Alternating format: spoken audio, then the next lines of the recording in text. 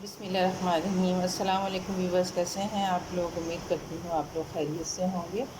अल्लाह पाक आप सबको अपने हिफ्ज़ व अमान में खैर व आफियत, सेहत और तंदुरुस्ती के साथ रखे और अपनी रहमतों और नेमतों से खूब खूब नवाजें। आमीन सुम्मा आमीन।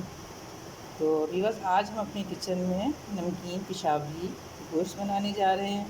उसके व्यूअर्स, मैंने ये 2 किलो गोश्त ले लिया है और आप देख सकते हैं कि इस गोश्त में जो है चर्बी भी है, क्योंकि इस रेसिपी में चर्बी का होना लाजमी है। क्योंकि जब हमारा गोश्त चर्बी में पकता है तो जूसी और नरम और टेस्टी बनता है। क्योंकि हमने इसमें अलग से कोई ऑयल या घी वगैरह नहीं डालना, हमने इसको इसी फैट में पकाना है।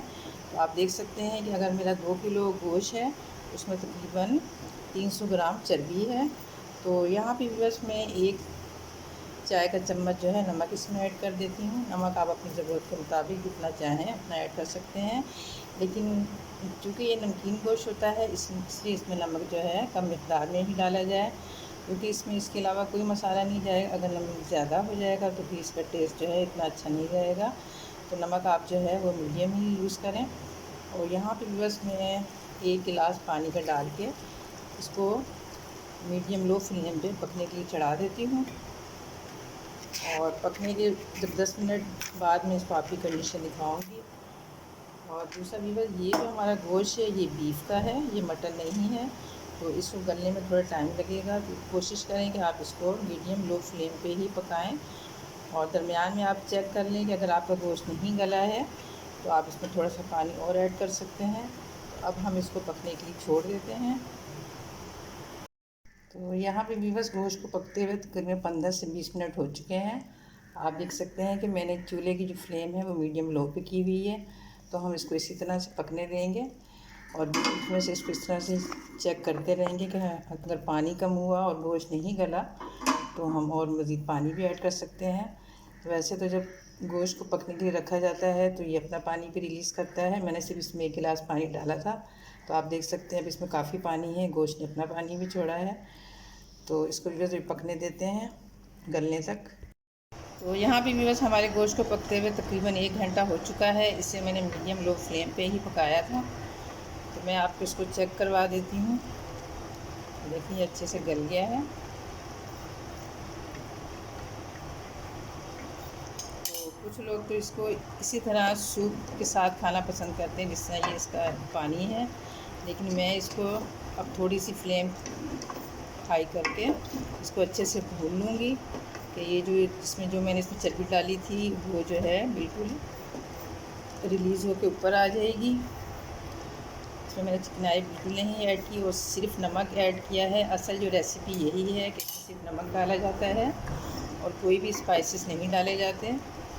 तो अभी बस मेरे चैनल पे एक और नमकीन गोश्त की रेसिपी है, लेकिन वो मैंने सिरी की गोश्त से बनाया था। तो आप मेरे चैनल पे जाकर उसको भी विज़िट करके देख सकते हैं। वो भी बनाने में बहुत खाने में मज़े का लगता है। तो मैं इसको बिल्कुल अच्छे से भून लेती हूँ ताकि ये जो चिकनाई इसमें है ये अच्छे से ऊपर आ जाए।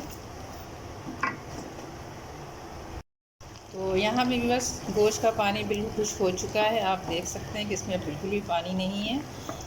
इसकी जितनी चिकनाई थी जो सारी है आप देख सकते हैं। मैंने इसको इसी में भुना है, एक्स्ट्रा इसमें चिकनाई बिल्कुल भी ऐड नहीं की। अब हमारा जो नमकीन गोश्त है बिल्कुल तैयार है। तो मैं आपको इसकी एक और रोटी निकाल के आपको चेक करवा देती हूँ कि आप देखें कितना सॉफ्ट बना है ये देखें। फिर मैं हाथ लगाने से ही ये टूट रहा है। अब मैं चूल्हे की फ्लेम बंद कर रही हूँ और इसको जो है डिश आउट कर लेती हूँ। यहाँ भी बस मैं जो गोश्त है इसको डिश आउट कर रही हूँ।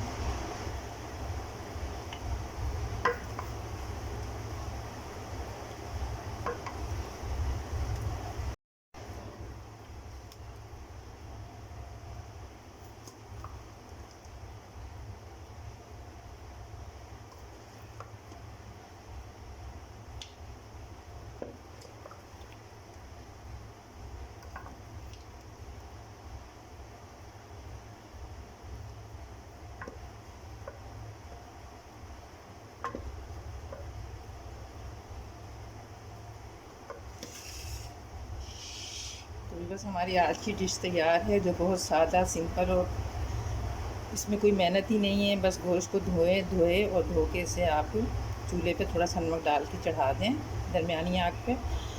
तो ये जो डिश है इसमें कोई मेहनत ही नहीं करनी पड़ती, लेकिन खाने में ये डिश बहुत मज़े की लगती है। यहाँ पे भी बस मैंने तमाम गोश्त को डिश आउट कर दिया है, आप देख सकते हैं। मैं आपको इसकी तोड़ की एक बोटी और मज़ीद चेक करवा देती हूँ। आप देखें कितना सॉफ्ट और जूसी, इसका एक एक रेशा जो है वो अलग हो रहा है। तो बस उम्मीद करती हूँ आपको हमारी आज की नमकीन गोश्त की रेसिपी ज़रूर पसंद आई होगी। अगर आपको हमारी आज की रेसिपी पसंद आई है तो हमारी इस वीडियो को खूब लाइक और शेयर करें अपने बाप और साथियों के साथ, और हमारे चैनल को भी ज़रूर सब्सक्राइब करें, घंटी के बटन को भी ज़रूर प्रेस करें ताकि आने वाली नई वीडियो की नोटिफिकेशन आपको सबसे पहले मिल सके। तो मिलते हैं नेक्स्ट वीडियो में एक नई रेसिपी के साथ। जब तक के लिए अल्लाह हाफिज़।